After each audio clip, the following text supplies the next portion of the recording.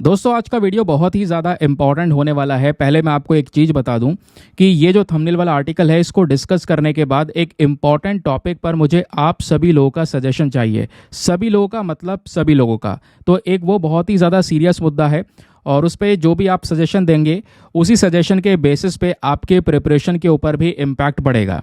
तो प्लीज़ यहाँ पे थोड़ा सा वेट कीजिए। मैं पहले थंबनेल वाला आर्टिकल पढ़ा देता हूँ, फिर आपको यहाँ पे बताता हूँ कि आखिरकार जो मैटर है वो चल क्या रहा है। पहले अपने लेक्चर को शुरू कर लेते हैं। So hi guys and welcome back to the channel Deepak Yadav education. Welcome to the daily Hindu news and editorial analysis of 8 सितंबर 2024। तो गाइस आज है तारीख 8 सितंबर 2024 और है संडे। देखेंगे आज के द हिंदू कंप्लीट न्यूज़पेपर को एनालाइज करेंगे। बट लेक्चर में आगे बढ़ने से पहले अगर आपको इस लेक्चर का पीडीएफ चाहिए तो क्या करना है, सबसे पहले डाउनलोड करना है टेलीग्राम, देन उसके बाद जाके सर्च बॉक्स में टाइप करना Deepak Yadav education UPSC. As you can see guys आपको ये वाला चैनल मिल जाएगा, इस पर क्लिक करना और जाकर इस चैनल को ज्वाइन कर लेना। यहाँ से आप डेली बेसिस पे इस लेक्चर के पीडीएफ को डाउनलोड कर पाओगे। नाउ हमेशा की तरह हम लोग अपने लेक्चर को एक मैप के क्वेश्चन के साथ स्टार्ट करेंगे। तो आज आप सभी को मैप में जाकर देखना है एतुरु नगरम वाइल्ड लाइफ सेंचुरी को कहाँ पर है एग्जैक्टली लोकेटेड। इसको अच्छे से मैप में देखना, देन उसके बाद आकर नीचे कमेंट सेक्शन में टाइप करना, जिससे कि आप लोग इसको लंबे समय तक याद रख पाओगे। साथ ही साथ एक क्वेश्चन सॉल्व करेंगे जो कि यूपीएससी पैटर्न के ऊपर बेस्ड है डेली बेसिस पे। यहाँ पे हम एक प्रैक्टिस क्वेश्चन को भी सॉल्व करते हैं। दोस्तों आजकल ब्रुनई और सिंगापुर ये दोनों देश बहुत ही ज़्यादा न्यूज़ में आपको देखने को मिलेंगे, क्योंकि रिसेंटली भारतीय प्रधानमंत्री इन दोनों देशों के विजिट पर पहुंचे। ब्रुनई में भी गए और काफ़ी चर्चाएं हुई ब्रुनई की। तो दोस्तों ब्रुनई के रेफरेंस में यहाँ पे आपके पास में दो स्टेटमेंट्स हैं, बताना है दोनों में से कौन सा सही है। पहला स्टेटमेंट बोलता है कि जो ब्रुनई है is one of the leading exporter of liquefied natural gas. LNG का एक बहुत बड़ा एक्सपोर्टर है ब्रुनई, ऐसा पहला स्टेटमेंट बोलता है। दूसरा स्टेटमेंट कहता है कि जो इंडिया है वो पहले ब्रुनई से ऑयल को इंपोर्ट किया करता था, बट पिछले कुछ सालों में जो हम तेल खरीद रहे थे ब्रुनई से वो हमने शिफ्ट कर दिया है रशिया की साइड, यानी अब रशिया से ज़्यादा खरीद रहे हैं, ब्रुनई से कम कर दिया। तो बताइए दोनों में से कौन सा स्टेटमेंट सही है। Option number A 1 only, B 2 only, C दोनों सही है या फिर डी दोनों के दोनों गलत हैं। तो दोस्तों इसका सही आंसर सभी को नीचे कमेंट सेक्शन में देना है। एटलीस्ट सभी को इसमें पार्टिसिपेट करना है, जैसा मैं आप लोगों से डेली बेसिस पे बोलता हूँ। बाय द वे इसका जो करेक्ट आंसर है वो मैंने आपको टेलीग्राम पर प्रोवाइड करवा दिया है, वहाँ से भी आप इसको चेकआउट कर सकते हैं। और अगर वहाँ पर आंसर नहीं मिलता है तो भी कोई परेशान होने की ज़रूरत नहीं है, क्योंकि वीडियो के लास्ट में इसके करेक्ट आंसर का डिस्कशन हम लोग करेंगे। तो चलो शुभारंभ करते हैं और चलते हैं सबसे पहले थंबनेल वाले इंपॉर्टेंट आर्टिकल की तरफ। जीएस पेपर नंबर 2 पॉलिटी के पॉइंट ऑफ व्यू से इंपॉर्टेंट है। दोस्तों हम कई बार सुप्रीम कोर्ट ऑफ इंडिया के बारे में पढ़ते हैं, सुप्रीम कोर्ट में जजेस का कैसे अपॉइंटमेंट होता है, कॉलेजियम सिस्टम क्या है, एनजेएसी क्या है, ये सब टॉपिक्स वो हैं जो रिसेंटली चर्चाओं में रहे हैं। अगर आप मुझे रेगुलर फॉलो कर रहे हैं तो आपको पता होगा ये सब कुछ मैं आपको पढ़ा चुका हूँ। लेकिन अभी तक हमने ये नहीं पढ़ा था कि सुप्रीम कोर्ट का ये फ्लैग है या ये लोगो है। तो दोस्तों सुप्रीम कोर्ट को अपना नया झंडा और नया लोगो मिल चुका है, जिस वजह से ये खबर लगातार सभी जगहों पे कवर की जा रही है। जैसे आप अपने स्क्रीन पर हिंदुस्तान टाइम्स का ये आर्टिकल देख भी पाएंगे कि सुप्रीम कोर्ट का एक नया फ्लैग है और एक नया साइन है। वो अभी यहाँ पे अनवील किया गया है हमारे प्रेसिडेंट द्रौपदी मुर्मू जी के थ्रू। और सुप्रीम कोर्ट का जो नया झंडा है दोस्तों, ये आप देख पाएंगे, इस पे एक साइन, एक लोगो बनाया गया है। उस लोगो में एक चीज़ मेंशन है और वो क्या है, या तो धर्मस्तोते जया, ये लिखा हुआ है देवनागरी स्क्रिप्ट में। अभी मैं आपको जूम करके दिखाऊंगा, ये वो एग्जैक्ट लोगो है। यहाँ पर जो मैंने बोला है वो ये लिखा हुआ है, ठीक है। नीचे सुप्रीम कोर्ट ऑफ इंडिया लिखा है, यहाँ पर एम्बलम भी है, सुप्रीम कोर्ट का साइन है, नीचे कॉन्स्टिट्यूशन यानी हमारे संविधान की किताब भी नजर आएगी। तो ये यहाँ पर एग्जैक्ट लोगो है और इसी लोगो को ब्लू कलर के झंडे पर यहाँ पे छापा गया है, जो हमारा सुप्रीम कोर्ट का नया फ्लैग हो गया। तो फ्लैग और लोगो प्लीज़ इन दोनों को ध्यान रखिएगा, एग्जाम के लिए बहुत ही ज़्यादा इंपॉर्टेंट है।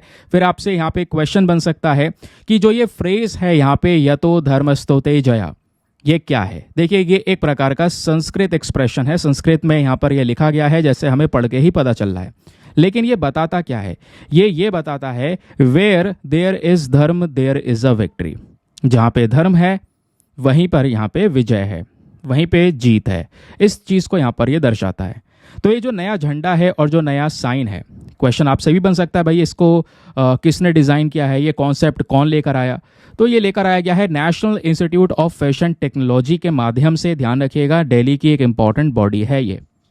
तो ये जो पर्टिकुलर फ्लैग है इस फ्लैग को अलग अलग डिज़ाइन में अवेलेबल करवाया जाएगा। जैसे दूसरे हमारे नेशनल फ्लैग है, अब नेशनल फ्लैग में टेबल पे रखने वाला भी आता है, पोल पर यहाँ पे लगाने वाला भी आता है, वुडन फ्रेम में आता है। तो उसी प्रकार से अलग अलग डिज़ाइंस में इन सुप्रीम कोर्ट के फ्लैग्स को भी यहाँ पे प्रोवाइड करवाया जाएगा मार्केट में। समझ गए इतनी बात? तो ध्यान रखिएगा, एग्जाम में क्वेश्चन यहाँ से बन सकता है। अब इस नए फ्लैग में क्या क्या चीज़ें हैं, जैसे मैंने आपको बताया, अशोक चक्र नजर आएगा, सुप्रीम कोर्ट की बिल्डिंग नजर आएगी, and the last is the constitution of India, भारतीय संविधान भी आपको इस पर्टिकुलर लोगो में देखने को मिलेगा। फ्लैग हमारा ब्लू कलर का है और इस पर क्या लिखा हुआ है लोगों के अंदर में वो भी मैं आपको समझा चुका हूँ, ये रिपीटेड है। ठीक है, इतनी बेसिक बातें ध्यान रखना। चलिए अब उस बात पे आते हैं जो मैं आपको बताने वाला था स्टार्टिंग में, क्योंकि हमने अपना थंबनेल वाला आर्टिकल ख़त्म कर लिया। तो दोस्तों मैं आप लोगों से एक सजेशन चाहता हूँ। पिछले बहुत टाइम से, बहुत महीनों से मैं खुद भी परेशान हूँ और आप भी यहाँ पे परेशान हो चुके होंगे उस चीज़ को लेकर। मैं कर क्या रहा था अभी तक आप देख पा रहे होंगे। पहले लगभग आज से 10-15 महीने पहले लगातार 2 वीडियोस आया करते थे रेगुलर इंडियन एक्सप्रेस का, जिसमें यहाँ पे सभी सोर्सेज को इंक्लूड कर दिया करता था। केवल इंडियन एक्सप्रेस नहीं था, उसमें PIB, Hindustan times, business standard, ये सभी न्यूज़पेपर बहुत इंपॉर्टेंट होते हैं। डाउन टू अर्थ दूसरे मैगजीन्स होती हैं, कुरुक्षेत्र और ये सारी मैगजीन्स, उनके आर्टिकल्स भी मैं उसमें इंक्लूड कर दिया करता था। तो आपका एक होलिस्टिक कवरेज हो रहा था। फिर द हिंदू का वीडियो सेपरेट चलता था, बीच में दोनों को मैंने एक बार मर्ज किया। काफ़ी लोगों को वो वीडियो पसंद आया। फिर बाद में कई लोगों ने मुझे कमेंट करके भी बोला, पर्सनल मैसेज भी करे टेलीग्राम पे कि सर उस वीडियो को सेपरेट कर दो। फिर मैंने सेपरेट किया, फिर मर्ज हुआ, फिर सेपरेट हुआ, फिर मर्ज हुआ। इस तरीके से दोस्तों यहाँ पर ये कहानी चलती रही। और अभी आप, मैं जानता हूँ जितने भी यहाँ पे मेरे ऑडियंस हैं इस चैनल के ऊपर में, वो काफ़ी परेशान भी हो गए होंगे इस चीज़ से। मैं खुद यार यहाँ पे बहुत परेशान हो गया, बहुत ही ज़्यादा टेंस हो चुका हूँ मैं भी। कल फिर मैंने एक कमेंट किया था, कल मैंने आपको बोला था वीडियो के लास्ट में कि हो सकता है, क्योंकि देखो यार अभी ना द हिंदू पे जब मैं फोकस कर रहा होता हूँ तो द हिंदू के आर्टिकल्स कवर हो रहे होते हैं, दूसरे आर्टिकल छूट रहे होते हैं क्योंकि दूसरा वीडियो अपलोड नहीं हो पा रहा। बीच बीच में मैं इसमें मर्ज किया कर देता जैसे जैसे मुझे टाइम मिलता था, है ना, वैसे मैं इसमें मर्ज कर देता था। तो वो मर्जिंग वाला वीडियो बहुत लोगों को पसंद आया, क्योंकि वो एक ही वीडियो है जो सब चीज़ कवर कर रहा है। तो मैं आप लोगों से जानना चाहता हूँ, आप कैसा वीडियो चाहते हैं? आप ऐसा वीडियो चाहते हैं कि एक ही वीडियो में केवल द हिंदू ही पढ़ाऊं मैं आपको 1-1.5 घंटे में, है ना, या फिर यहाँ पे उतने टाइम में मैं आपको सभी चीज़ें कवर करवा दूं, द हिंदू के साथ साथ जितने भी वेरियस सोर्सेस जिसके पीछे यहाँ पे भागते रहते हैं, मैगजीन वगैरह पढ़ते हैं, उस चीज़ को कवर करवाऊं? अब इस बात को मेरी ध्यान से सुनना, क्योंकि एट द लास्ट होता यह है, बस खाली ट्रेंड सेट हो चुका है कि हमें ये द हिंदू न्यूज़पेपर पढ़ना है, इंडियन एक्सप्रेस पढ़ना है, उससे आपका सब कवर हो जाएगा, एक सोर्स को फॉलो करो। बट एग्जाम में जब आप बैठते हैं तो आपको लगता है यार काफ़ी सारी चीज़ें ऐसी हैं जो हमने लगातार पूरे साल अखबार पढ़ा फिर भी नहीं आया, कुछ मैगजीन से आया, यहाँ से आया, वहाँ से आया, दूसरे सोर्सेज से आया। क्योंकि UPSC का सिलेबस ये नहीं बोलता कि आपको ये पर्टिकुलर न्यूज़पेपर पढ़ना है। UPSC का सिलेबस ये बोलता है कि आपको करंट अफेयर्स पढ़ना है, और केवल UPSC का नहीं, हमारे जितने भी कॉम्पिटिटिव एग्जामिनेशन हैं सब में बोला गया है कि आपको करंट अफेयर्स प्रिपेयर करने हैं। अब करंट अफेयर्स में सभी चीज़ें आ जाती हैं दोस्तों, कुछ खबर यहाँ कवर हो रही हैं, कुछ खबर वहाँ कवर हो रही हैं, कुछ एनवायरमेंट की खबर डाउन टू अर्थ में कवर हो रही हैं, कुछ डिफेंस की खबर लाइव मिनट में कवर हो रही हैं। इंडियन एक्सप्रेस का एक्सप्लेनर सेक्शन अच्छा आ रहा है, द हिंदू का कभी टेक्स्ट एंड कॉन्टेक्स्ट अच्छा आ रहा है ना, किसी का एडिटोरियल अच्छा आ रहा है, किसी का ये फैक्चुअल डेटा अच्छा है। तो ऐसे यहाँ पर सब कुछ मामला इधर उधर बिगड़ जाता है। और ये काम अगर आप करने लगे कि हाँ 2-3 सोर्सेज को अलग से पर्टिकुलर डे पर फॉलो करने लगे, उसके नोट्स बनाने लगे, तो भाई हो गई फिर तैयारी। लगा दोगे उसमें 6-7 घंटा, तो 6-7 घंटा पढ़ना ही है, सारा टाइम उसमें ही लगा दोगे। हाँ, करंट अफेयर्स एक मेन पोर्शन है UPSC का, इसको हम नेग्लेक्ट नहीं कर सकते, क्योंकि बहुत सारे क्वेश्चंस जो हमारे पिछले प्रीलिम्स हुए हैं वहाँ पर भी 30+ क्वेश्चंस यहाँ पे डायरेक्टली मैंने उन चीज़ों से मतलब बताएं, आपको दिखाएं एग्जैक्ट एविडेंसेस के साथ में, क्या वो वीडियोस हैं। तो मैं आप लोगों की राय चाहता हूँ, क्या इन सभी सोर्सेस को एक में ही इंक्लूड कर दें, एक ही वीडियो के अंदर में इंक्लूड कर दें, या फिर अलग अलग प्रोवाइड करवाएं? फिर उसके बाद कई सारे लोगों की क्वेश्चन यहाँ पर है कि सर हमें मंथली मैगजीन प्रोवाइड करवाएं, टॉपिक वाइज डेटा प्रोवाइड करवाएं, क्वेश्चंस प्रोवाइड करवा रहे हैं, वीडियो अगर आप कवर कर रहे हैं डेली बेसिस पे तो लास्ट में प्रैक्टिस क्वेश्चन दें हमें सॉल्व करने के लिए, मेंस का क्वेश्चन दें, एक नहीं तो 3-4 क्वेश्चन डेली दें, जिससे कि यहाँ पे हमारा एक ही वीडियो में हमको एक कॉन्फिडेंस आ जाए कि यार मज़ा आ गया, आज हमने इन सब चीज़ों को कवर कर लिया। और एट द लास्ट दोस्तों, अगर एक ही वीडियो में मैं आपको सभी चीज़ें प्रोवाइड करवा के दे देता हूँ तो उसका सबसे बड़ा फ़ायदा पता है क्या होगा? कि हर कोई वीडियो देख रहा है द हिंदू वाला तो सब लोग देखेंगे, और एट द लास्ट जब आप मंथ के एंड में किसी पर्टिकुलर मैगजीन को फॉलो करते हो, किसी भी कोचिंग की मैगजीन को फॉलो करते हैं, तो सबसे बड़ा फ़ायदा होगा कि आपने सभी चीज़ें पढ़ रखी होंगी, वहाँ पे केवल रिवीजन की आवश्यकता होगी। अभी केवल एक सोर्स को फॉलो करते हुए चलोगे अपने आप से, वो उसमें भी यहाँ पर आप 1-1.5 घंटा लगा रहे हैं, तो प्रॉब्लम ये आएगी लास्ट में जब आप मैगजीन फॉलो करेंगे ना, तो उसमें आपको लगेगा कि भाई 70-75% कंटेंट ऐसा है मैंने पढ़ा ही नहीं। फिर एक डिमोटिवेशन आने लगे, यार मैंने कुछ तैयारी करी भी है या नहीं करी है, क्योंकि मैगजीन तो ये दिखा रही है मैंने कुछ पढ़ा नहीं है, जबकि मैं अखबार डेली पढ़ रहा हूँ। यही प्रॉब्लम सबके साथ में होती है, मेरे साथ भी होती थी प्रिपरेशन के समय पर। इसलिए हम मैगजीन जैसा कॉन्सेप्ट लेकर आए कि मैगजीन आप फॉलो कीजिए। लेकिन फिर जब आपने पूरे समय तैयारी की है, मैगजीन आपके सामने आई, कुछ नहीं पता, अभी भी ऐसा लग रहा है यार बहुत सी चीज़ें नहीं पढ़ी हैं, फिर पढ़ोगे, दोबारा करने का क्या फ़ायदा। करंट अफेयर्स एक बार फिर पढ़ लिया, रिवीजन के समय पर फिर नई नई चीज़ आ गई हमारे सामने, तो प्रिपरेशन कहाँ से स्ट्रांग होगी। तो आप मुझे कमेंट सेक्शन में प्लीज़ बताएं, और आज बिल्कुल फाइनल डिसीजन करके बताएं। मैं चाहता हूं मैक्सिमम लोग नीचे कमेंट करें, ज़्यादा से ज़्यादा लोग, जितने वीडियोस यहां पर देख रहे हैं उसके कम से कम 70% लोग कमेंट्स करके बताएं। क्या एक ही वीडियो में सभी चीज़ें मैं प्रोवाइड करवा दूं? हाँ, ये बात डेफिनेटली है, वीडियो थोड़ा सा लेंदी हो जाएगा, हो सकता है देखो 1 घंटे का भी चलता है, 1.5 घंटे का हो जाए, 1 घंटा 40 मिनट का हो जाए, लेकिन उसमें आपका confidence boost up plus monthly magazine की जो टेंशन है वो ख़त्म, ईयरली मैगजीन्स की टेंशन ख़त्म। तो ये भी यहाँ पर प्रॉब्लम को आपको पूरा सब कुछ सोच के बताना होगा नीचे कमेंट सेक्शन में।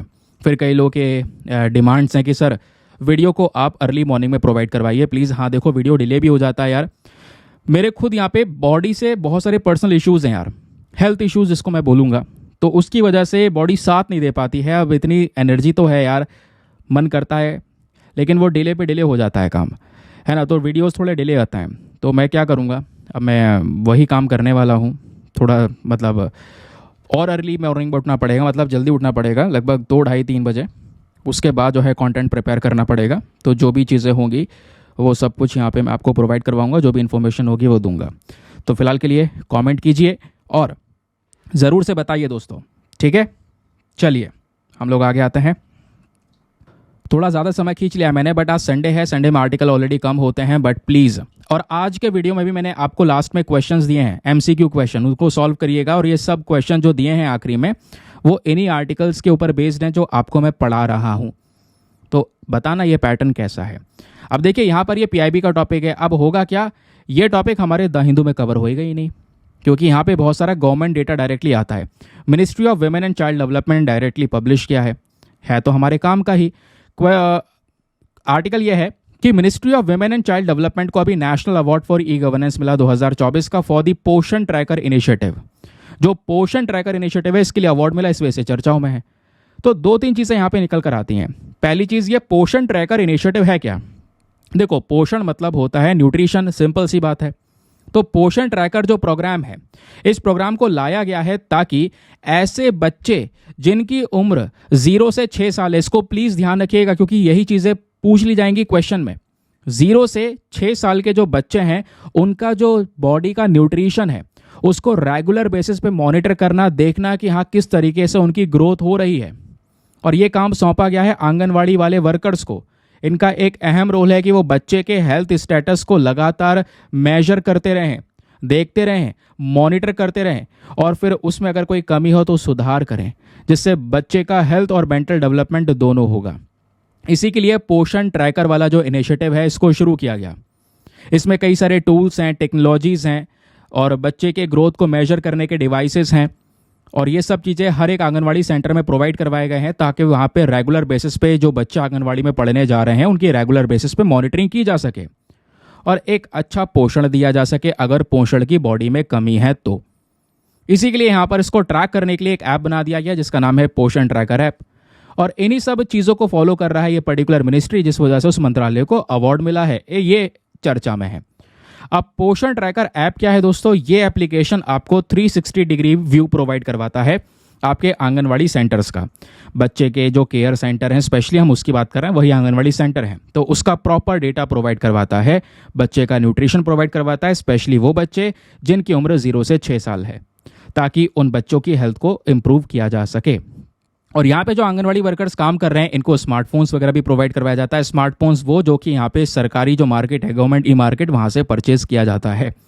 उसमें नया पोषण का जो ट्रैकर एप्लीकेशन है इसको भी यहाँ पे डाउनलोड करने का ऑप्शन है, और वो हर एक स्टेट के अंदर में यहाँ पर वो फंक्शन करता है। वहाँ पे आपको एक टेक्निकल सपोर्ट प्रोवाइड करवाने के लिए एक व्यक्ति मिलेगा।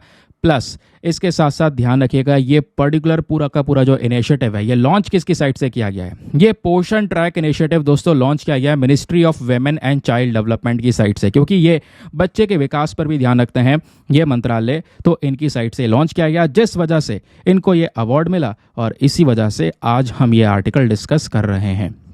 सिंपल एक शॉर्ट न्यूज़ थी लेकिन बहुत ही ज़्यादा काम की थी। उसी प्रकार से अगला आर्टिकल देखिए, ये हमारे आज के द हिंदू न्यूज़पेपर में है। अब दोस्तों हिंदू अखबार में एक आर्टिकल प्रेजेंट है जहाँ पे बोला जा रहा है जो हमारी नागालैंड ट्राइब है, इन्होंने मांग की है असम बाउंड्री मैप के रेक्टिफिकेशन की। देखो हुआ यहाँ पर यह है कि नागालैंड के अंदर में एक ट्राइबल कम्युनिटी रहती है। वैसे नॉर्थ ईस्टर्न रीजन में बहुत सारी ट्राइबल कम्युनिटीज़ रहती हैं, नागालैंड में स्पेशली एक ट्राइबल कम्युनिटी जिसका नाम है कोनियक। क्या नाम है? KONYAK, Konyak tribes. तो इनका कहना यह है कि गूगल मैप के ऊपर में कुछ चीज़ें गलत दिखाई जा रही हैं। गूगल मैप में यह दिखाया जा रहा है नागालैंड के 2 गांव जो कि असम का हिस्सा दिखाया गया है, और वो 2 गांव कोनियक ट्राइब्स के लिए इंपॉर्टेंट हैं। तो भाई असम का हिस्सा ना दिखाकर उसे हमारा हिस्सा दिखाइए, लंबे समय से वो हमारा हिस्सा है। तो ये यहाँ पर इस वजह से कोनियक ट्राइब चर्चा में आए, क्योंकि उन्होंने मांग की है कि भाई हमारा हिस्सा हमारे टेरिटरी में दिखाइए, ना कि असम के टेरिटरी में। क्योंकि दूसरी तरफ अगर आप देख पाएंगे तो नागालैंड यहाँ पर एक बड़ी बाउंड्री शेयर करता है असम के साथ में। ये हमारा नॉर्थ ईस्टर्न वाला पोर्शन है, ये है नागालैंड, इसकी कैपिटल कोहिमा। अब नागालैंड दोस्तों अरुणाचल प्रदेश से बाउंड्री को टच करता है, असम से टच करता है, मणिपुर से टच करता है, और साइड में यहाँ पे ईस्टर्न साइड में म्यांमार से भी टच करता है। ठीक है, ये बात क्लियर हो गई। इसी तरीके से नागालैंड के ऊपर अरुणाचल प्रदेश है, अरुणाचल प्रदेश की कैपिटल ईटानगर हो गई। ऊपर यहाँ पर ये चाइना के साथ में बाउंड्री को टच करता है, उसके अलावा नीचे म्यांमार के साथ में टच करता है, असम के साथ में टच करता है, भूटान के साथ में टच करता है, नागालैंड के साथ में टच करता है। तो ये इसके यहाँ पर बाउंड्रीज हो गई, दोनों को ध्यान रखिएगा। तो एग्जामिनेशन के पॉइंट ऑफ व्यू से कई बार आपसे ट्राइबल कम्युनिटीज़ के बारे में सवाल बन चुका है। ओंगे ट्राइब हो गया, शोम्पन ट्राइब हो गया, इसको लेकर ऑलरेडी यूपीएससी क्वेश्चन पूछ चुका है। तो आपके सामने है दोस्तों कोनियक ट्राइब के बारे में सवाल। तो जो कोनियक ट्राइब है ये कहाँ पे पाई जाती है? नागालैंड के जो मौन डिस्ट्रिक्ट है वहाँ पे। उसके अलावा अरुणाचल प्रदेश के चांगलांग डिस्ट्रिक्ट में भी यहाँ पर इनकी थोड़ी बहुत जो संख्या है वो देखने को मिल जाती है। सवाल यह है कोनियक ट्राइब में जो ये वर्ड है कोनियक, ये कहाँ से लिया गया है? देखिए कोनियक का जो वर्ड है ये लिया गया है वोआ से। इसका मतलब होता है हेड यानी सर, और न्याक मतलब है ब्लैक। तो कहने का मतलब है एक वो व्यक्ति, man with the black hair, काले बालों के साथ में एक पुरुष, एक इंसान, उसको यहाँ पे हम कोनियक बोलते हैं। और कोनियक ट्राइब को दोस्तों 2 ग्रुप में बांटा गया है। एक ग्रुप होता है थेंडू और दूसरा होता है थेंथो। दोनों में स्पेलिंग का एक डिफरेंस है, प्लीज़ इसको देख सकते हैं। जो थेंडू है इसका मतलब होता है वो वाली लोग होते हैं जिनके मुंह पर वो टैटू वगैरह बनवा लेते हैं, टैटू वाला फेस होता है जैसा आप यहाँ पर देख पाओगे। और जो थेंटू हैं उनका वाइट फेस होता है जैसे यहाँ पर ये व्यक्ति आप देख पाओगे। दोनों के दोनों कोनियक ट्राइब से बिलोंग करने वाले व्यक्ति हैं।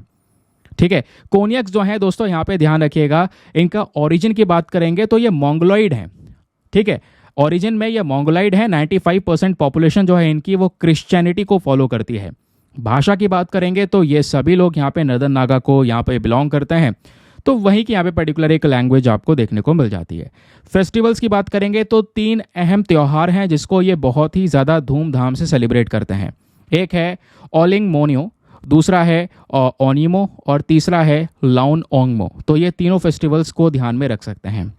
फिर उसके बाद बताया जाता है कि कोनियक ट्राइब के जो लोग हैं दोस्तों इनमें काफ़ी स्किल्स होते हैं हथियार बनाने के लिए, स्पेशली जो फायर आर्म से बंदूक वगैरह है वो आराम से बनाते हैं। इनमें स्किल्स होते हैं हैंडीक्राफ्ट्स का काम करने के लिए, बास्केट बनानी हो, ठीक है, उसके अलावा यहाँ पे कई और भी आर्ट वर्क्स करने हो, ब्रास वर्क्स, तांबे से कांच से कोई काम करना है, तो वो सब यहाँ पर ये अच्छी तरीके से कर पाते हैं। कोनियक ट्राइब की जो सोसाइटी है पैट्रिकल सोसाइटी होती है, तो पुरुष को ज़्यादा यहाँ पर कह सकते हैं वैल्यू दी जाती है as compared to the women. Clear हो गया? चलिए अगले न्यूज़ आर्टिकल पर आते हैं। एक और द हिंदू की खबर है और बहुत ही ज़्यादा इंपॉर्टेंट है। बात यह है कि हमारा जो P-8I एयरक्राफ्ट है ये इंडियन नेवी का एयरक्राफ्ट है, ध्यान रखना, क्योंकि इंडियन नेवी के पास में भी तो एयरक्राफ्ट है ना, तो इसका नाम है P-8I एयरक्राफ्ट। ये भारतीय नेवी का जो एयरक्राफ्ट है इसने अभी फ्रांस को पहुंच चुका है और फ्रांस में वो एक्सरसाइज वरुण के अंदर में पार्टिसिपेट करेगा। यानी फ्रांस की नेवी के साथ में हम अभ्यास कर रहे हैं, जिसका नाम है, अभ्यास का नाम है एक्सरसाइज वरुण, ये ध्यान रखिएगा। तो इस वजह से यहाँ पर ये एक्सरसाइज वरुण अभी चर्चाओं में आ चुका है। लेकिन एग्जाम में ये नहीं पूछा जाएगा आपसे, ये तो खबर हो गई। एग्जाम में अगर कुछ पूछा गया तो यहाँ पे आपसे एक्सरसाइज वरुण के बारे में पूछा जाएगा, वो भी बेसिक फैक्ट्स। जैसे सबसे पहली चीज़, एक्सरसाइज वरुण क्या है? ये दो देशों की नेवी के बीच का ये एक बहुत बड़ा अभ्यास है। और वो दो देश कौन कौन से हैं? भारत और फ्रांस। दोस्तों, ये जो बायलैटरल एक्सरसाइज है, ये दो देशों के बीच में शुरू हुई थी 1993 में। इसका नाम जो है वरुण दिया गया 2001 के अंदर में, है ना। और उसके बाद में कह सकते हैं ये एक्सरसाइज, ये अभ्यास भारत और फ्रांस के रिलेशंस को, इनके संबंधों को मजबूत करने में काफ़ी सक्सेसफुल साबित हुआ। फिर 2024 का जो एडिशन है भारत और फ्रांस के बायलैटरल नेवल कह सकते हैं इनका, यानी कि अभी जो अभ्यास हो रहा है एक्सरसाइज वरुण, ये कहाँ पे हो रहा है? मेडिटेरेनियन सी में हो रहा है, ध्यान रखिए। और इसी अभ्यास के लिए जो हमारा P-8I एयरक्राफ्ट है वो पहुंच चुका है। अब एक बार मैं आपको ये दिखा देता हूं, इसको चेक कीजिएगा। आपसे एग्जाम में मेडिटेरेनियन सी के बारे में पूछा जा सकता है। देखिए, फ्रांस ये रहा ऊपर, है ना, ये रही कैपिटल फ्रांस की पेरिस। इधर आप देख पाएंगे ये है टर्की। आगे जाओगे तो यहाँ पर इंडिया भी नजर आएगा। ये है मेडिटेरेनियन सी। रेड सी से गुजरने के बाद में मेडिटेरेनियन सी हमको मिलता है। मेडिटेरेनियन सी कई सारे कंट्रीज़ के साथ में बाउंड्रीज को शेयर करता है। इवन फ्रांस भी एक बाउंड्री को लगाता है। तो इसी मेडिटेरेनियन सी के अंदर में दोस्तों भारत और फ्रांस की नेवी के बीच में ये अभ्यास जो है एक्सरसाइज वरुण, ये होने वाला है। इससे दोनों देशों के जो बायलैटरल रिलेशंस हैं, स्पेशली यहाँ पर डिफेंस रिलेशंस हैं, वो और ज़्यादा मजबूत होते हुए नजर आएंगे। वो यहाँ पर बताया जा रहा है। हमारे नेवी का जो P-8I एयरक्राफ्ट है, ये ऑब्वियसली किस चीज़ के लिए जाना जाता है?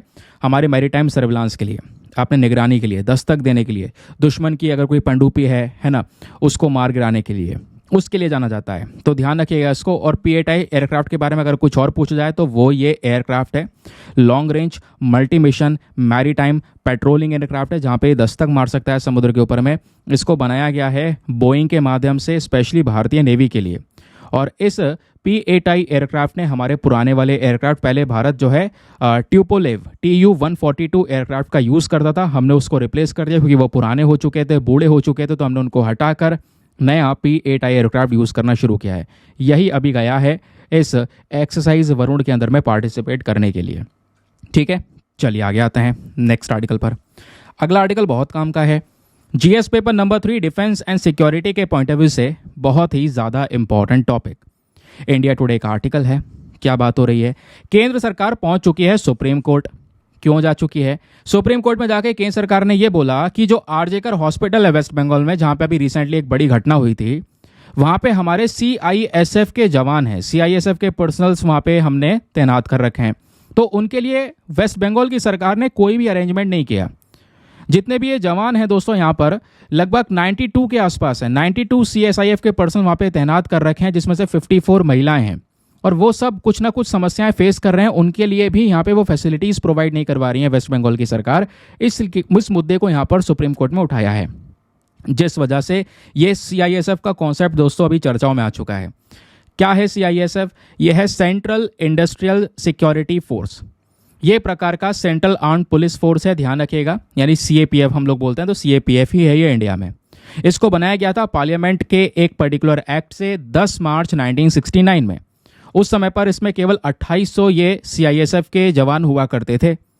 लेकिन धीरे धीरे करके दोस्तों इसमें कई सारे चेंजेस करे गए। फिर यहाँ पर इनकी ताकत बढ़ा दी गई, इनको आर्म्ड फोर्सेस बना दिया गया, हथियार पकड़ा दिए गए, सुरक्षा के लिए यहाँ पर इनको रखने लगे। और अब जो दोस्तों ये फोर्स है, इसमें लगभग 1,88,000 से ज़्यादा लोग प्रेजेंट हैं। और ध्यान रखिएगा CISF डायरेक्टली जो है हमारे गृह मंत्रालय के अंडर में आता है, यानी कि union ministry of home affairs के अंडर में आता है। और CISF का हेडक्वार्टर न्यू दिल्ली में है। CISF का काम क्या है? ये बेसिकली एक सिक्योरिटी प्रोवाइड करवाता है, क्योंकि नाम से ही आपको पता है सेंट्रल इंडस्ट्रियल सिक्योरिटी फोर्स। तो सिक्योरिटी देने का काम करता है लगभग 359 एस्टेब्लिशमेंट्स पर। यानी आज भारत में कई सारी चीज़ें हैं, कई सारे VIP पर्सनल्स हैं, उसके अलावा मॉन्यूमेंट्स है, कई सारे स्मारक हैं। आप देखते होंगे वहाँ पे ऑफिसर्स होते हैं, वो CISF के होते हैं, जो सुरक्षा कर रहे होते हैं। पार्लियामेंट की सुरक्षा के लिए CISF आपको नजर आएगा। तो जितनी भी ऑर्गेनाइजेशंस हैं, हमारी बिल्डिंग्स हैं, उनकी सुरक्षा कर रहा है CISF, है ना। तो सीआईएसएफ का ऑर्गेनाइजेशन स्ट्रक्चर अगर हम देखेंगे तो पूरा का पूरा जो सीआईएसएफ फोर्स है, जितने भी यहाँ पर 1,90,000 के आसपास लोग हैं, उन सबको हेड करते हैं एक इंडियन पुलिस सर्विस के ऑफिसर, आईपीएस ऑफिसर, जिसके लिए आप पढ़ भी रहे हैं, ये वीडियो भी देख रहे हैं। एक वो आईपीएस ऑफिसर जिनका एक रैंक होना चाहिए डायरेक्टर जनरल का, उनको सपोर्ट मिलता है, असिस्ट किया जाता है एक और आईपीएस ऑफिसर से जिनका रैंक होता है एडिशनल डायरेक्टर जनरल का। तो ये दोनों मिलकर यहाँ पे इसको हेड करते हैं सीआईएसएफ को। सीआईएसएफ फोर्स को खुद दोस्तों 7 अलग अलग सेक्टर्स में बांट रखा है।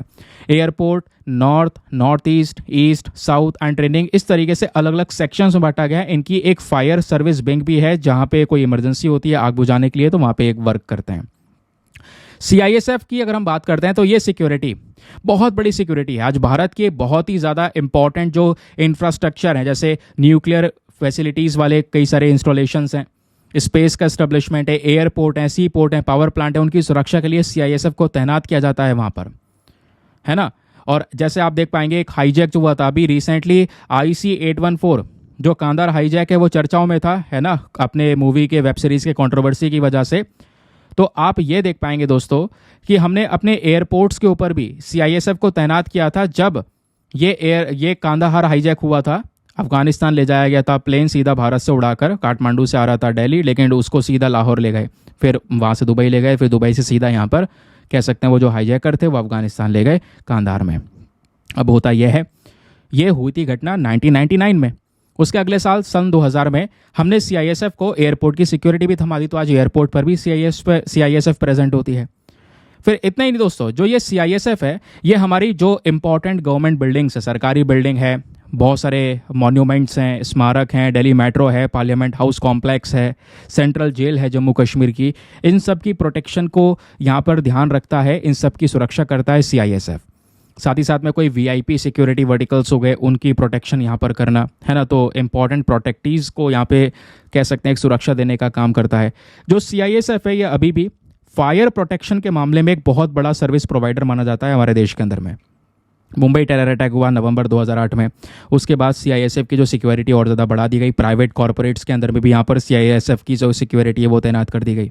और आज एयरपोर्ट्स, दिल्ली मेट्रो, जितने भी इंपॉर्टेंट मॉन्यूमेंट्स हैं दिल्ली के अंदर में, वहाँ सभी जगह पर सीआईएसएफ तैनात है, ताकि वहाँ पे कुछ भी ऐसी गड़बड़ी ना हो। बाकी ये हमने अभी तो आर्टिकल डिस्कस कर लिया था सुप्रीम कोर्ट के फ्लैग वाला, स्टार्टिंग में थंबनेल वाला डिस्कस किया था ना। चलिए अब आगे आते हैं एक और न्यूज़ आर्टिकल की तरफ। अब ये आर्टिकल हमारे एग्जाम के लिए बहुत रेलिवेंट है, specially GS paper number 2 international relations के साथ में आप इसको लिंक कर सकते हैं। दोस्तों रिसेंटली पीएम मोदी ब्रुनेई गए, सिंगापुर भी गए, लेकिन आज हम स्पेशली ब्रुनेई के ऊपर फोकस करेंगे। ब्रुनेई के जो रिलेशंस है भारत के साथ में वो डिस्कस करेंगे। एग्जाम के लिए बहुत ही अच्छा आर्टिकल है, डायरेक्ट क्वेश्चंस आपसे बन सकते हैं। तो ये खबरों में क्यों है? क्योंकि भारतीय प्रधानमंत्री नरेंद्र मोदी जी ब्रुनेई को अभी विजिट करते हैं, ब्रुनेई की कैपिटल में जाते हैं, 2 दिन की विजिट थी, है ना। और वहाँ पे जाके जो ब्रुनेई के सुल्तान हैं उनके साथ में भी मीटिंग यहाँ पर होती है। एक हिस्टोरिक विजिट है प्राइम मिनिस्टर की, जहाँ पे हमने भारत और ब्रुनेई के अभी पूरे 40 साल भी पूरे हो रहे थे इनके रिलेशंस के, तो 40th एनिवर्सरी को यहाँ पर कह सकते हैं एक बहुत ज़्यादा और अच्छी तरीके से हमने सेलिब्रेट किया है आपस में मीटिंग रख के। सबसे पहली चीज़, location is a very very important. कई बार लोकेशन यानी कि आपका प्लेसेस इन न्यूज़ का एक पूरा का पूरा सेक्शन आता है यूपीएससी में या किसी भी एग्जामिनेशन में, वहाँ से डायरेक्टली प्रश्न बनते हैं। तो प्लेसेस इन न्यूज़ की जब बात करेंगे तो दोस्तों ये है हमारा ब्रुनेई, ये है इंडिया। इंडिया से आप जाएंगे इधर साउथ ईस्ट एशिया की साइड में तो आपको ये ब्रुनेई मिलेगा। ब्रुनेई ये छोटा सा देश आपको यहाँ पे नजर आएगा। इसको अगर हम जूम करें तो ये आपको दिखाई देगा ब्रुनेई। इसके आसपास कई सारे कंट्रीज हैं, जैसे नीचे मलेशिया है चारों तरफ, ऊपर यहाँ पे साउथ चाइना सी है। साउथ चाइना सी जिसको चाइना क्लेम करता है, बोलता है ये हमारा समुद्र वाला रीजन है, ठीक है। ब्रुनेई की कैपिटल ये है, बंदर सेरी बेगवान, यहीं पर पीएम मोदी अभी रिसेंटली गए, ठीक है। ध्यान रखेंगे इसको। अब दोस्तों पहली चीज़, ब्रुनेई पे हम इतना फोकस क्यों कर रहे हैं? सभी जगह पर मीडिया में ब्रुनेई ब्रुनेई ब्रुनेई चल रहा है। रीज़न, ब्रुनेई का इंपॉर्टेंस भारत के लिए बहुत ज़्यादा है। जैसे पहली चीज़ देखिए, भारत की जो एक पॉलिसी है एक्ट ईस्ट पॉलिसी, आपका हो गया एक्ट ईस्ट पॉलिसी क्या है? देखिए ये है इंडिया का मैप, ये हमारी साउथ ईस्ट एशियन कंट्रीज़ जिसमें Cambodia, Philippines, Vietnam, Laos, Thailand, Myanmar, Malaysia, Singapore, Indonesia, Brunei ये भी यहाँ पर है। तो ये सभी देश दोस्तों भारत से ईस्टर्न साइड में आते हैं। ये ईस्ट वाला साइड हो गया, ये वेस्ट वाला साइड हो गया। ऊपर नॉर्थ वाला, नीचे साउथ वाला। तो जो हमारा ईस्टर्न वाला साइड आपको दिख रहा है, ये वाला पर्टिकुलर पोर्शन, इस वाले रीजन में जो कंट्रीज करंट समय पर प्रेजेंट आपको दिख रही हैं, इनके साथ में रिलेशंस को डेवलप करने के लिए, इनके साथ में व्यापार को बढ़ाने के लिए भारत की एक इंपॉर्टेंट पॉलिसी है एक्ट ईस्ट पॉलिसी, है ना, इनके साथ में संबंध को मजबूत करके चलना। तो ब्रुनेई इसका भी हिस्सा है, इसलिए ब्रुनेई का इंपॉर्टेंस भारत के लिए ज़्यादा हो जाता है। दूसरा, अगर आप देख पाएंगे इकोनॉमिकल सिग्निफिकेंस, बहुत सारी जो साउथ ईस्ट एशियन कंट्रीज हैं, अगेन वही ये हमारी साउथ ईस्ट एशियन कंट्रीज हैं, इनकी हम बात कर रहे हैं। तो इन देशों को दोस्तों अगर हम देखते हैं, इनकी इकोनॉमिक ग्रोथ पिछले 10 सालों में तेजी से हुई है। ये 10 के 10 देश काफ़ी तेजी से ग्रो हुए। इसमें भारत और ब्रुनेई का अगर हम व्यापार देखें पिछले साल का, तो वो था $286.20 मिलियन के आसपास का।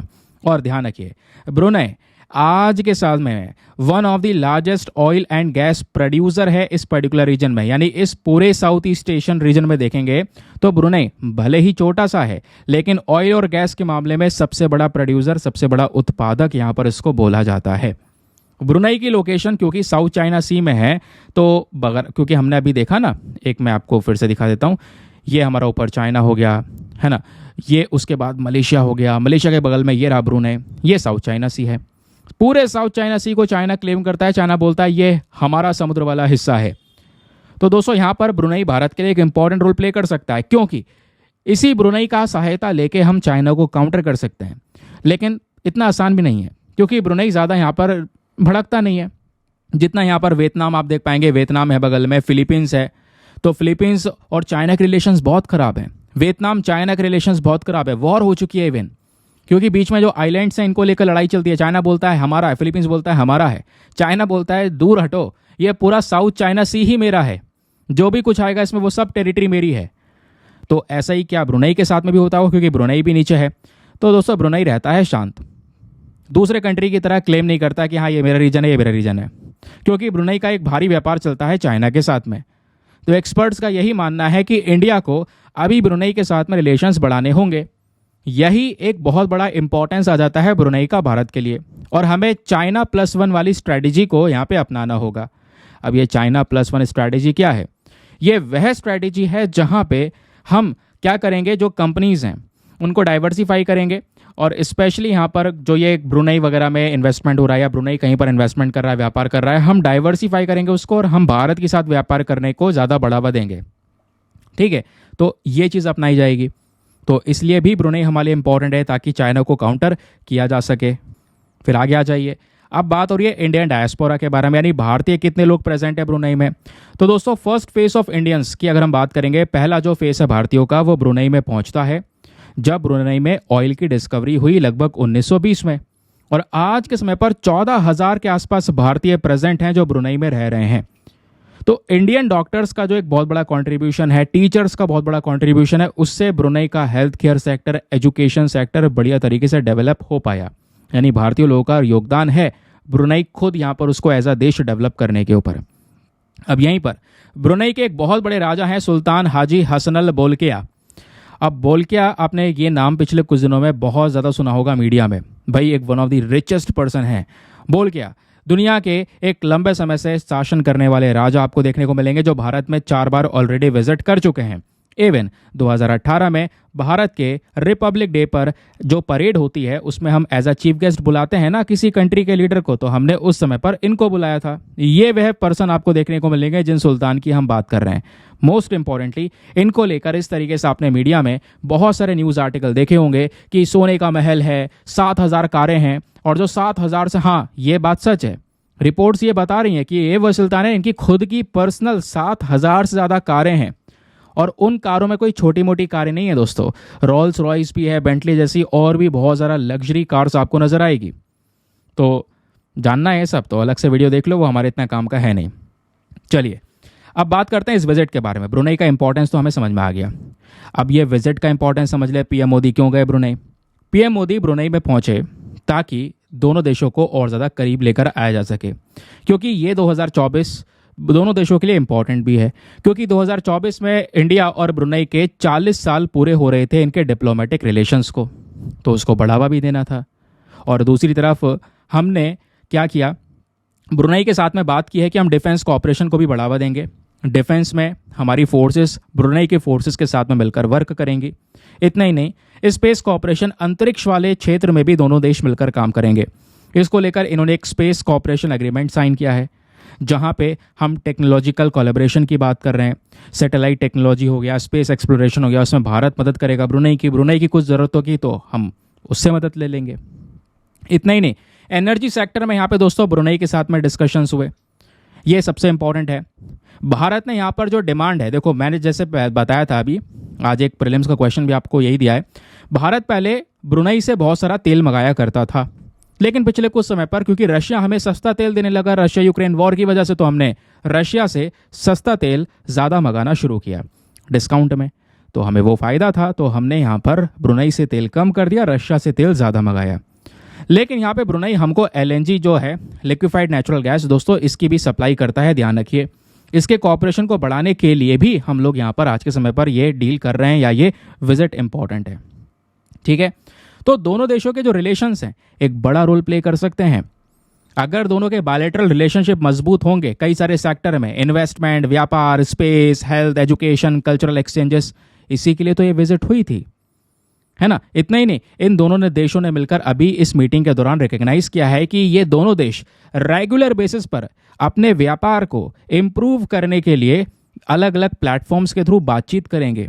और वो प्लेटफॉर्म जैसे जॉइंट ट्रेड कमेटी हो गई, जहाँ पे दोनों देशों के बीच में जो लीडर्स होंगे इस कमेटी के, वो व्यापार को बढ़ावा देने के ऊपर में एक स्पेशल फोकस करने वाले हैं। ठीक है, तो ये ध्यान रखिएगा, बहुत ही ज़्यादा इंपॉर्टेंट टॉपिक है और बहुत ही सरल तरीके से मैंने आपको समझाने की कोशिश की है। अब आते हैं हम लोग अपने प्रैक्टिस क्वेश्चंस की तरफ। देखते हैं आपने लेक्चर में कितने अच्छे से चीज़ों को सुना है, कितने कंसंट्रेशन के साथ में सुना है।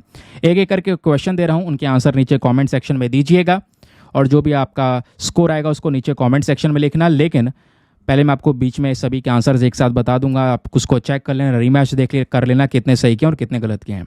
क्वेश्चन नंबर 1, यहाँ पे दोस्तों सेंट्रल इंडस्ट्रियल सिक्योरिटी फोर्स के बारे में पूछा जा रहा है, जो अभी हमने यहाँ पर पढ़ा है थोड़ी देर पहले। तो इस पर्टिकुलर बॉडी को लेकर 3 स्टेटमेंट है, बताना है तीनों में से कितने स्टेटमेंट सही हैं। कौन सा स्टेटमेंट सही है ये नहीं बताना, कितने स्टेटमेंट सही हैं, हाउ मैनी, ये बताना है। ठीक है, ऐसे ही क्वेश्चन अब की बार यूपीएससी ने बहुत सारे पूछे हैं। तो पहला स्टेटमेंट बोलता है कि ये एक सेंट्रल आर्म्ड पुलिस फोर्स है, सीएपीएफ है, जो कि डायरेक्टली हमारे गृह मंत्रालय यानी union ministry of home affairs के अंडर में आता है। दूसरा स्टेटमेंट बोलता है कि जो सीआईएसएफ है ये सिक्योरिटी प्रोवाइड करवाता है भारत के मोस्ट इंपॉर्टेंट इंफ्रास्ट्रक्चर फैसिलिटीज को। तीसरा स्टेटमेंट बोलता है कि यहाँ पे जो हमारे वीआईपी सिक्योरिटी वर्टिकल्स होते हैं उनको भी सिक्योरिटी प्रोवाइड करवाने का काम करता है ये सीआईएसएफ। तो बताइए तीनों में से कितने स्टेटमेंट सही हैं। ऑप्शन नंबर ए केवल एक सही है, बी केवल 2 सही है, सी तीनों सही है, या फिर डी सारे के सारे गलत हैं। तो इसका सही आंसर सभी को नीचे कॉमेंट सेक्शन में देना है। ठीक है यार, ये आदत हो गई है कि नीचे कॉमेंट सेक्शन में देना है। फिलहाल चलो 2 आंसर इसका, ठीक है, बहुत आसान है। अगला प्रश्न उससे भी ज़्यादा आसान। क्वेश्चन यह है कि अभी सुप्रीम कोर्ट ऑफ इंडिया का नया साइन को नए लोगों को लॉन्च किया गया। तो बताइए वो जो नया लोगो है इस पर क्या लिखा हुआ है। Option number A Supreme Court of India and सत्यमेव जयते, या option number B Supreme Court of India and या तो धर्मस्तते जया, या option number C Supreme Court of India and जय हिंद, या option number D Supreme Court of India and justice for all. तो बताइए यहाँ पर चारों में से क्या चीज़ है जो हमारे सुप्रीम कोर्ट के नए साइन पर प्रेजेंट है। नेक्स्ट क्वेश्चन बहुत ही इंपॉर्टेंट, बहुत ही सरल क्वेश्चन यहाँ पर है कोनियक ट्राइब के बारे में। कोनियक ट्राइब के रेफरेंस में आपके पास में 2 स्टेटमेंट है, बताइए कौन सा सही है। पता है अभी आप क्वेश्चन देख पा रहे हो क्योंकि आपने पढ़ रखा है तो आपको ईजी लग रहा है। अब यही चीज़ें एग्जाम में मिल जाएंगी तो कहोगे यार कहाँ से आ गया, है ना। तो यही है अलग अलग सोर्सेज को कंबाइन करके पढ़ने का तरीका, जिससे आपको एग्जाम में सीधा हेल्प करे। क्योंकि हमें केवल एक पर्टिकुलर सोर्स फॉलो नहीं करना है, हमें करंट अफेयर्स की तैयारी करनी है। तो कोनियक ट्राइब को लेकर पहला स्टेटमेंट बोलता है, इनका ओरिजिन की बात करेंगे तो एक मोंगोलॉइड है, मोंगोलॉइड ओरिजिन ट्राइबल पीपल हैं जो नागालैंड के अंदर में रहते हैं। दूसरा स्टेटमेंट, ये कई सारे फेस्टिवल को सेलिब्रेट करते हैं जैसे ऑयलिंग मोनियो, उसके अलावा ओनियोमो एंड देन लाउन ओंगमो नाम के जो फेस्टिवल्स है इसको सेलिब्रेट करते हैं।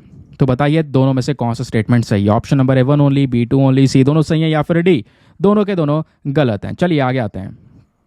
उसके बाद अगला प्रश्न बात करता है हमारा पोषण ट्रैकर इनिशिएटिव के बारे में। तो पोषण ट्रैकर इनिशिएटिव को लेकर जो 2 स्टेटमेंट है, बताइए दोनों में से कौन सा स्टेटमेंट सही है। पहला स्टेटमेंट बोलता है कि पोषण ट्रैकर इनिशिएटिव एक ऐसा इनिशिएटिव है जो हमारे ministry of women and child development का है। दूसरा स्टेटमेंट, ये पर्टिकुलर इनिशिएटिव का मेन पर्पस है ऐसे बच्चे, उनकी ग्रोथ को यहाँ पर आइडेंटिफाई करना और उसको एड्रेस करना। लेकिन कैसे बच्चे? जिनकी उम्र 0 से 14 साल के आसपास है। तो बताइए दोनों में से कौन सा स्टेटमेंट सही है? अगर आपने ध्यान से आर्टिकल सुना होगा तो आराम से सॉल्व कर पाओगे, ध्यान से नहीं सुना होगा तो कंफ्यूज या छोटी सी दिक्कत यहाँ पर क्रिएट हो सकती है आपके लिए। तो यहाँ पे ऑप्शन दिए गए हैं, option number A 1 only, B 2 only, C दोनों सही है या फिर D दोनों के दोनों गलत हैं। सही आंसर दो नीचे कमेंट सेक्शन में। तो ये था दोस्तों आज का हमारा क्वेश्चंस का डिस्कशन, प्रैक्टिस क्वेश्चन का।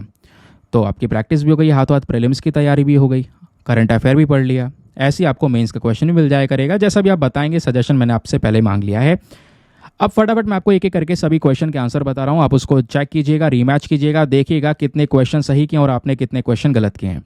तो आखिरी वाले क्वेश्चन आंसर को पढ़ते हैं। यहाँ पे पूछा गया पोषण ट्रैकर को लेकर दो इनिशिएटिव हैं, दो स्टेटमेंट है, बताइए कौन सा सही है। पहला, क्या ये ministry of women and child development का इनिशिएटिव है? जी सही बात है, पढ़ा था। दूसरा, क्या ये हमारे जो बच्चे होते हैं उनके ग्रोथ को एड्रेस करता है, उनको आइडेंटिफाई करता है, स्पेशली वो बच्चे जिनकी उम्र 0 से 14 साल है? नहीं। कहोगे क्यों? सही तो है, 0 से 14 साल नहीं, 0 से 6 साल तक के बच्चों की केयर करता है। ये याद है नहीं? तो option number A 1 only is the correct answer. चलिए अगला प्रश्न आपसे पूछा गया कोन्याक ट्राइब के बारे में कि दो स्टेटमेंट है, बताओ दोनों में से कौन सा सही है। पहला, मंगोलियड ओरिजिन ट्राइबल पीपल हैं जो नागालैंड में रहते हैं, सही बात है। दूसरा, ये 3 फेस्टिवल सेलिब्रेट करते हैं, ये भी सही है। तो option number C both 1 and 2 is the correct answer. Now ये तो सरल ही था। यहाँ पे आपसे पूछा गया सुप्रीम कोर्ट का जो नया साइन है उस पर क्या लिखा गया है। तो option number B supreme Court of India and यतो धर्मस्तते जय, ये यहाँ पर लिखा गया है। फिर आपसे नेक्स्ट क्वेश्चन पूछा गया था CISF के बारे में, बताइए 3 स्टेटमेंट है, तीनों में से कितने सही हैं। पहला, ये एक CAPF है जो कि डायरेक्टली होम अफेयर्स के अंडर में आता है, सही बात है। दूसरा, इंडिया के क्रिटिकल इंफ्रास्ट्रक्चर को सिक्योरिटी प्रोवाइड करवाता है, सही बात है। तीसरा, इनकी एक specialized VIP security vertical force आपको देखने को मिल जाएगी है, तो ये भी यहाँ पर सही बात है। ठीक है। अच्छा, मैं यहाँ पे बार बार बोल रहा हूँ ये सिक्योरिटी प्रोवाइड करवाते हैं, नहीं, इनकी खुद की स्पेशलाइज्ड VIP सिक्योरिटी वर्टिकल है जो कि यहाँ पर इस तरीके की सिक्योरिटी प्रोवाइड करवाती है इंपॉर्टेंट प्रोटेक्टीज को, जो भी यहाँ पर VIP लोग होते हैं। तो बताइए तीनों में से कितने सही हैं। तो ऑप्शन नंबर C तीनों के तीनों सही हैं, ये भी हमने पढ़ा हुआ था। ठीक है, क्लियर हो गया। तो कितने सही के हैं चारों में से बताओ नीचे कॉमेंट सेक्शन में।